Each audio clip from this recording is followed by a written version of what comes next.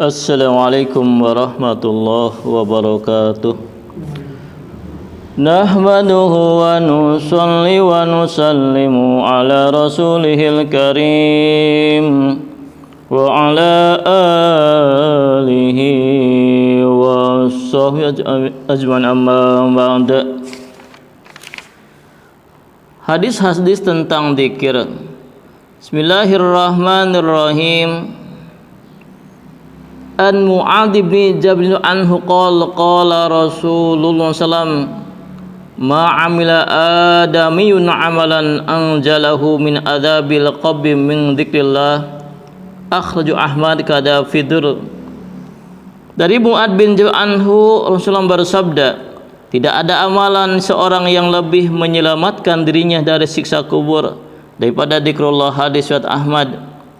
Faedah: siksa kubur sangatlah mengerikan. Yang mengetahuinya adalah orang-orang yang telah membaca hadis-hadis tentang siksa kubur. Apabila Utsman anhu pergi ke kuburan, setibanya di sana ia akan menangis keras hingga janggutnya basah oleh air mata. Seorang bertanya, engkau telah mendengar tentang surga dan neraka, tapi engkau tidak menangis seperti ketika engkau menangis melewati kuburan. Jawabnya, kubur adalah tempat pemberhentian pertama di akhirat. Siapa yang selamat di tempat pertama ini, ia akan selamat di tempat yang lainnya. Barang siapa tidak selamat di tempat ini, maka ia akan mendapat kesulitan di tempat-tempat berikutnya. Lalu ia membaca sabda Nabi SAW, aku tidak pernah menyaksikan pemandangan yang sangat menakutkan selain siksa kubur. Aisyah anha berkata, setiap selesai sholat Rasulullah selalu berdoa memohon perlindungan dari siksa kubur. Zaid anhu Nabi SAW bersabda, seandainya aku tidak mencemaskan kalian tidak mau menguburkan jenazah karena takut, niscaya aku akan berdoa kepada Allah agar diperdengarkan siksa kubur kepada kalian. Selain manusia dan jin, semua makhluk hidup dapat mendengar suara siksa kubur ini. Sebuah hadis menyebutkan, ketika Nabi SAW berada dalam suatu perjalanan, tiba-tiba unta beliau mogok. Beliau ditanya, mengapa unta ini ya Rasulullah? Sabda Nabi, seseorang sedang disiksa kubur di dalam kuburnya. Karena suara siksaan itulah yang membuat unta ini mogok. Ketika Nabi sedang duduk di dalam masjid, beliau melihat beberapa orang sedang bergurau sambil tertawa-tawa. Lalu beliau bersabda, jika kalian mengingat maut, tentu kalian tidak akan seperti itu. Di dalam kubur tidak ada hari yang berlalu kecuali kubur akan berkata, aku adalah rumah pengasingan, aku adalah rumah orang-orang yang sendiri, aku adalah rumah binatang-binatang dan cacing-cacing.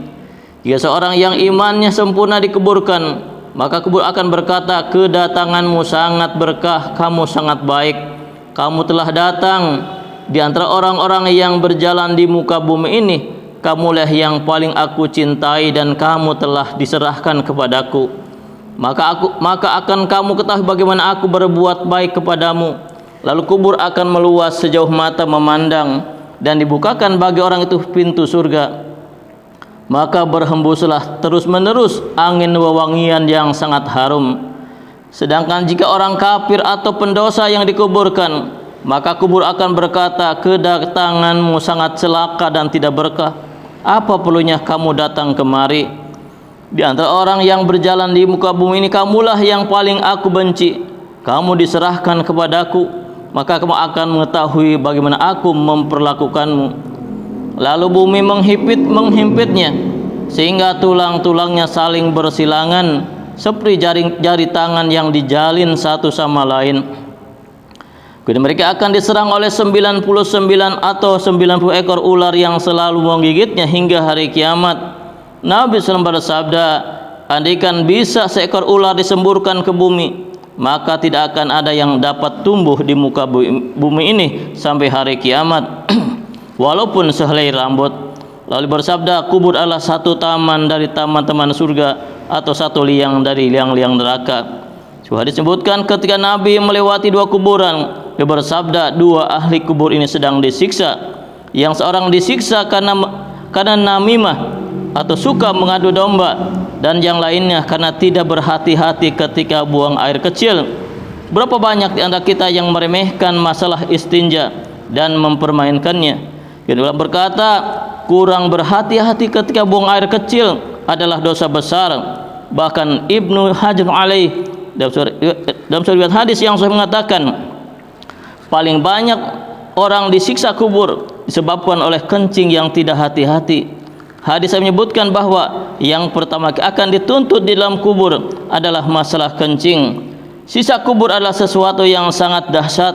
Jika kurang hati-hati merupakan penyebab dosa khusus, maka menghindarinya merupakan ibadah yang istimewa.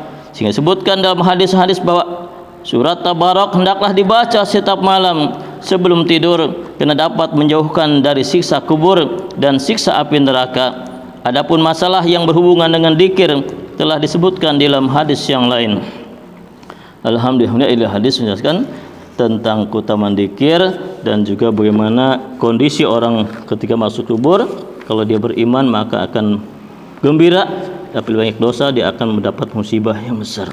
Benar lebih kepada Ramadan sampaikan insyaallah. Subhanakallahumma wa bihamdika asyhadu an la ilaha illa anta astaghfiruka wa atubu ilaik. Assalamualaikum warahmatullahi wabarakatuh.